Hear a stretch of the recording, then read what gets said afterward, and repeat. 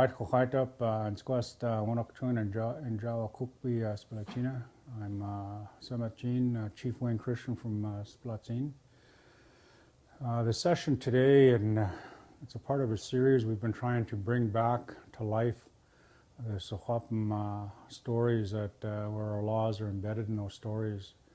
And those laws are embedded in the land, so we have to find a way to make sure that we bring back to life those stories to our people, not just to one or two, but to everybody. So it was a time in our history when everybody could recite and talk about the stories that we talk about today. So that's the importance of what we're doing here today.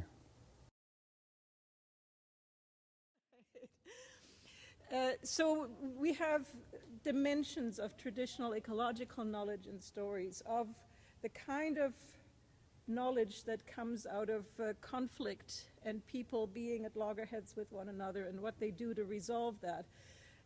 The grizzly bear and coyote story is actually a masterpiece in negotiation that we'll get back to around how they go back and forth so that one gets the way and just one inching the other one by one. And so they have political dimensions in that sense, most definitely. And they have the moral, educational kind of teachings and the spiritual connections that Ron talked about. So it's really, they're tightly packaged with different layers that we can peel out.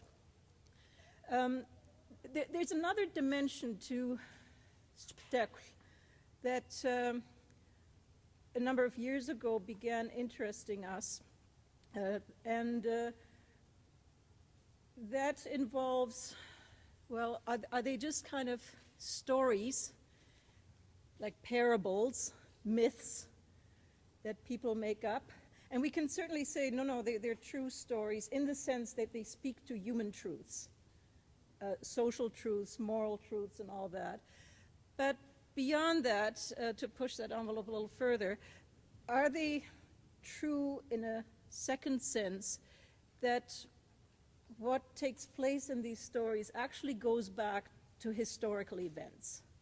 So in other words, are the truths not just metaphoric and social truths, but are they actually about real stuff that happened in the world at some point in the distant or remote past? And as I said earlier, one way you can kind of unravel some of that is if you compare the sort of type of information, the messages, the plot, the places that transpire in stories, if you compare them to what do we know from archaeology, from Western science, about the lay of the land, how human occupation evolved. If there is something about, let's say, climate change in a story, like the land was hot, there were fires, and is there actually a period in sort of the last 10,000 years where that applies? And we can actually learn amazing facts from what we call paleoclimatology, the study of climate long time ago. And we can also piece together really neat and interesting information that comes out of the history of the Secwepemc language. Like, what do we actually know? How long has Secwepemc been around? And one way of saying that is, well, since time immemorial, forever. But it actually kind of took place a little bit differently in that we know from sort of the archaeological history of the interior that human beings, people, the ancestors of the Secwepemc, have been around probably for around 10,000 years. And we know that during much of that 10,000 years, there were periods of pretty fundamental climate change, in that at the end of the last ice age, which ended about 12,000 years ago or so, it got very hot, and like very hot meaning about 3-4 degrees warmer than it is now. and it was very dry, very windy, and the glaciers melted pretty quick, meaning over a couple of thousand years. And it freed up the country to the kind of human occupation that then took place. And we know from people who, like linguists, who have studied the history of languages, that Secwepemctsín, or rather as a member of the Salish language family, came to the interior probably somewhere around 5,000 years ago. So the people that lived here a long time ago, they spoke something else. We just don't really know what it is. We might never know. And then came what the stories called transformers that came upriver along the Fraser and the Thompson and intermarried and mixed with and shared and exchanged technology with the people who lived in the interior here. And by about 4,500 years then, the languages in what we call the sort of interior Salish part began, like people moved further southeast into what is now the US, where we have different Salish languages, and the languages themselves kind of separated out by people moving into their own environments, creating new dialects that eventually became languages. And we know that around 4,500 years ago, what is now Njilchin, Okanagan, and Secwepemctsín / and Secwepemctsín kind of diverged or split into different languages. The last ones to kind of diverge from one another is Secwepemctsín and Secwepemctsín, Shuswap and Thompson, which were basically one language until about 2,000 years ago. And then you have to look at it as sort of a constant interbreeding, intertwining, with intermarrying with neighbors, people borrowing words, exchanging words and knowledge and all that. And so that's then, if we find that coyote stories, transformer stories, are very similar between Antlkatmuk and Secwepemc people, it's because there was a common history, culture, language, at least until a couple of thousand years ago or so. Maar quest Cliffordnus takomipla kostelnach is las spectacular kokalut why this like a cam. My name is Cliff Arnoose. I'm a counselor here at the Adams Lake Indian Band, and it sure is nice to see all the elders and hear all the history about the land, the people, and the stories about coyote and the teachings, traditional ways, how we came to be. Those kind of things are important for our future of our young ones, our image, our little ones, little grandchildren and kids that need to learn more about things that are going on, that are important and who we are as Secwepemc.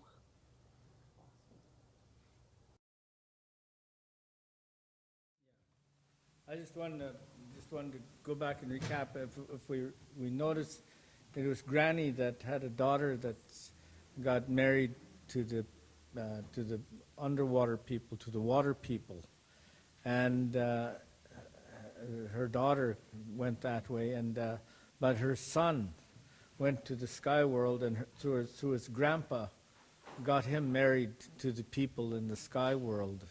So you can see we have kinship ties both ways, and so we got to be mindful of that relationship and the significance of kinship in that regard. That's all I wanted to say. Yeah, it speaks to the stewardship of the atmosphere, the air, that we have to be mindful of that. Without that air, looking after the trees. I mean, there's a reciprocity between us and the trees. We give the trees our breath, and the trees give us their breath.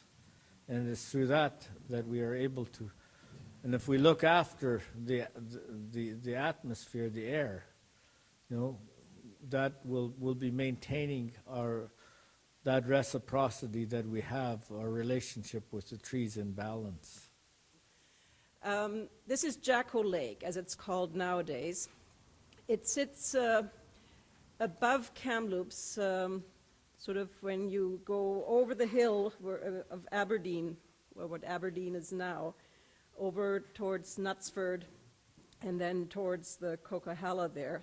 That's where it is. It's just a few miles away from Kamloops. And that lake there, Jacko Lake, it's not pristine like almost none of our lakes are these days. There's been ranching in that area for the last 150 years or so. And, but it's in those mid-elevation grasslands that are actually the most critically endangered habitat in our country here. As many of you know, that area is actually this proposed site of a huge open pit mine that a company, Ajax KGHM, is planning and proposing to put into that area. And of course, it's in the area of Secwepemcúlecw that is associated with the Kamloopsum people from Kamloops and Sketcheston. And the story of the Trout children, as it was for the most part recorded, was not connected to any particular lake. But as in the last year, we've been doing research about what the human history around that area is.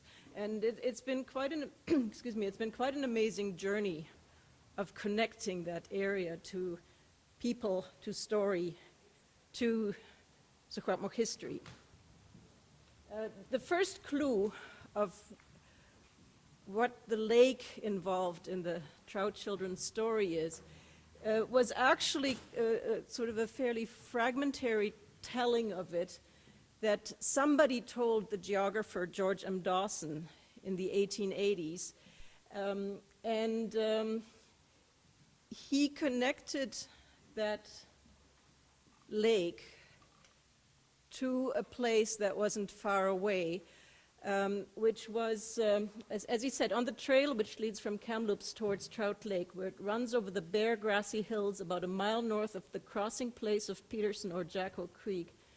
The scanty remnant of an old stump protrudes from among a few stones which are piled about it. In passing, the Indians always throw some little offering upon it. When I saw it in 1890, several matches had recently been laid on the stump, and a fragment of tobacco or shred of clothing is often placed there. The name of this place is, this is how he writes it, it's actually the word kahusam, which it's not quite crying, it's the word when tears well up in your eyes. And the Indians say that it nearly always rains when they pass, as though the sky wept. And then he goes on to tell like a shorter version of the story. And that stump was a prayer tree. And later on, he actually identifies that stump, which must have been a huge fir tree. That was what was left of the tree that the boy used to go into the sky world. And so people, in commemorating that story, they placed offerings on that tree, lest they do that, as it says here, the sky wept, but actually what it is, that it's connected to the concept that I'll talk a bit more about later, what we call cha'enskt, that the land will turn on you unless you show respect to the land for what happened there. And so that was kind of the first clue, that the lake in the story, together with a stump, which is in a particular location there, are connected together. And so thanks to, actually, I don't know if many of you know that area, where that stump regrettably was, it's not there anymore, was at what is just off Long Lake Road, which is south of Knutsford. And thanks to Google Earth and odometers and orienteering kind of stuff, we've actually pinpointed within kind of 100 feet or so where it would have been. And unfortunately, that stump, I think when they built up Long Lake Road, probably in the 1950s or so, they tore it out. And that's very similar to those other features that we talked about last week, the other markings and deeds on the land that got destroyed over time. There's another part to the human history of that area, and it kind of has to do with the renaming of place and land. Like that lake was Pipsich, and in the 1860s and 70s, it was known as Jacko Creek, which nowadays the inflow into the lake is still known as Jacko Creek. The outflow of Jacko Lake is nowadays called Peterson Creek. And Peterson Creek, as you probably know, it then flows through that ravine right by the overpass when you go through Kamloops, and then it goes by the hospital, it goes underground, and then it surfaces again just to the east of the confluence in Kamloops. And we tracked down in the 1850s, 60s, 70s, into the early 1880s, the family and Kamloops person that was actually associated with that area, who was a member of the Kamloops people in Secwepemc, was a man named Philip Jacko. And we don't have a lot of photographs from the 1870s or so, but just by kind of a really fortunate fluke, we do. That's him. And so it's the way in which people and families and humans lived in that area weren't just nameless faces, these are real human beings. And Jacko, despite the fact that the land ordinance of the 1860s had forbidden Indians to preempt or buy land, was desperately trying to keep that land. And he was trying to preempt it, actually. But he got kicked out of that area eventually. And right till the end, he hung on to this tiny little piece of land, actually, that is right at the mouth of Peterson Creek, and he even got title to it. And then a man named John Peterson, who was a settler, alleged to have bought it off him, but he couldn't prove that he actually did. And in the end, was trying to claim that land, and that's now what's become the city of Kamloops. And so it might seem, well, why are you talking about this? But it actually really shows how the Secwepemc presence got wiped off the land over the period of then how the land got to be preempted, how ranches established themselves, and how the creek got to be renamed after the settler. And but we can look for that history and dig it up. And in the end, that very lake is actually the lake that is really deeply connected to Secwepemc history and the spiritual history. And there's another association which also comes out of George M. Dawson's telling. He associates from what people at the time in the 1880s told him that the trout people in the lake are actually what in Secwepemctsín is called Qalmuqetqua, water people. And some of you have probably heard stories of water people, or Qalmuqetqua, in different parts of the territory. We have sort of stories associated with water people that are from Adams Lake, Shuswap Lake here, that are from Copper Island in Shuswap Lake, that are from Dun Lake, Dun Creek on the North Thompson. We have another set of stories around Qalmuqetqua that's from the Battle Bluff, Copper Creek area. And they basically are the caretakers of the water associated with those kind of places. And they all kind of come together through the people that build kinship relations with the water people at Jacko Lake. And so it'd be interesting to actually kind of try to do some of the Western science work. I have this sense deep down that water people are connected with aquifers that are deep down underground current that connect the actual river and lake systems with, river systems with upland lakes. But that's what we think.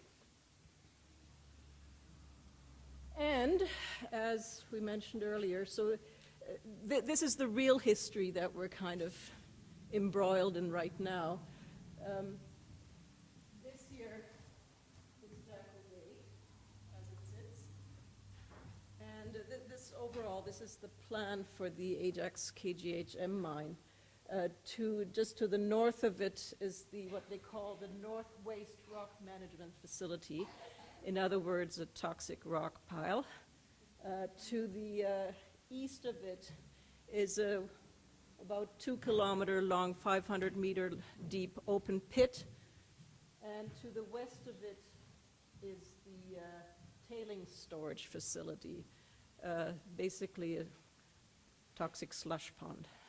And so that in the end is, well, according to at least one set of plans, then what the fate of the landmarks is that connect to past history.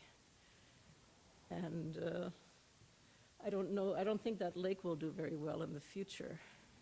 And it's kind of the same as what we were saying last week about those rock faces and markings and so forth that have got blown off the landscape, that once the physical markings and the kind of integrity of land goes by the way, where are your stories that connect you to it, right? I mean, I would hate to, 50 years down the line, tell my own image, oh, that lake there that is no longer, this is the story that connects to it. But yeah, so it's been kind of a fascinating journey of a story to untangle the connections and the history of the lake. And some of these underlying, I guess, environmental resource laws, although I hate the word resources because it really sort of looks at the one-way street of exploitation, right? So I think I prefer the term caretakership, as in Juchmitmen, stewardship. One thing that the stories tell us is that deep down sense of respect for all living things on the land. And I think that is inside the Trout Children story. And then, you know, the different kind of subplots that spin off of it. Then Squexway, Antoinette Archie, that's Basquanot Aquan. Elio, Waech, Etwan, Winst Impegel, Etwan, Win Keek, Skich Kochler, Wen Onis, Skachnim and the Motoran at Mary Ann. My name is Antoinette Archie. I come from Canham Lake Reserve. And what I hope to take back from here is about the language and the family and how everything intertwines with everything that we are trying to teach our children at home. I am very concerned about our Sukhwat Machtin, that I really would like to find ways, maybe listening to other people, as to how to bring the language back. And we asked the question, well, in the memorial of which we've quoted and that many of you have read, the chiefs speak of during that time period when the Samaui, the fur traders, were in the country, that they treated the chiefs as men, and Secwepemc people were basically the bosses in their own ranch or house, without the interference of Europeans and without the interference of Western laws and of settlers' actions and the Indian Act and you name it and so forth. And so given that this is how, based on handed down knowledge and experience, the chiefs in the memorial talk about it, we then asked, well, what actually prevailed during the fur trade period if there was a crime committed, either between two First Nations, Secwepemc people, or between a European that had come in and a native person? Were the British, the Americans imposing, in the absence of colony and let alone province and Canadian nation, were they imposing their criminal justice system at that time? Or did the native criminal justice system actually prevail? Before we get into that, one of the things that Nellie Taylor and other elders used to tell us, that if someone commits a crime and they don't own up to it, and they don't, aim stut, what would happen is that whole extended family would suffer the consequences of that. Okay? And, a lot of difficulties would befall that family. To prevent that, they would have to face up to the offense that was committed, so that the rest of the family would not suffer the consequences. And probably a lot of you have heard of that, or throughout the community, and have maybe even witnessed it.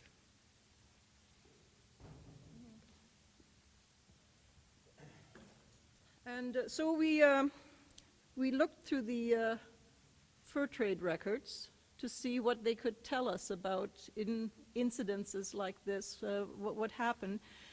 And basically, we could show that during the whole period of the fur trade here in the Interior Plateau, it was the indigenous justice system that prevailed.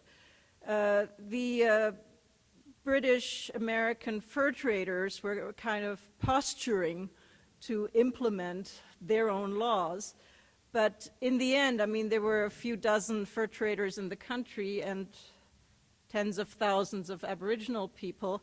It was pretty risky to try to do that. And if you look at how, in the end, sort of incidences of theft, in a couple of cases, somebody accidentally or purposefully having got killed, they pretty much all involved reparation through the making good by way of paying property. And so, but they did involve more than individuals. They always involved the families of victims and perpetrators as stepping up to the plate and playing a role in this. So I think it teaches us something. On the one hand, these sort of what seem fairly, sort of cruel cases of revenge killing or so, they were relatively rare. By far the norm was actually to restore balance by way of aim stut and repairing the harm that had been caused to the relation between groups. And I think that's an important thing to remember. When we started this, Cookby, Ron and I have been talking about this for the last 4 years, about how our Secwepemc law is embedded in our stories and how important it is to bring that back to life. And I want you to think about it in this way. How many of you have read the 1910 memorial to Sir Wilfrid Laurier? If you haven't read it, I ask you to read it, because what our ancestral leaders did in that language, they embedded our stories and laws right in that English language, because we're talking Samat-Jin right now. But if you take everything that they said in terms of how they presented that to Canada and talked about that nation-to-nation relationship, they embedded the stories in that letter. They embedded in that language our relationship to the land, everything we talk about here. So it's really important you understand that our job here in this lifetime, 100 years later, is to put those words into action, to bring those words and breathe life into those words. And that's what these stories are doing. That's our job. They put it there for us as a placeholder to hold it for us. And so now we as Secwepemc people, as Kokukpi, as chiefs, as Komipala, as elders, our job is to breathe life into those words. And that's what the work we're doing here today. So understand that is really, really important, the work that we're doing here, and how we bring those words back to life and breathe life into those words and bring it back to the land. You heard about it. You know, it's written on the land, and we have to bring it back to life. So understand that. The other Yeah, I think, ultimately is that, with you people here and all of us that get to know more of these stories, we're going to have to look at what I call promulgate. We have to promulgate our laws. Promulgate is how do we roll it out and stand it up in our communities and begin, as I said, under Section 88, laws of general application will apply unless you occupy the field. So we need to discuss, as Dwayne says, we as a parliament here need to sit down and talk about how we're going to occupy the field with our own laws. So I want you to go away with that thought. Talk about it in your communities. Talk about it with your elders. And when we get back together, how do we do that? And so having said that and left you with that seed of thought, I now call upon Wayne to do the farewell song.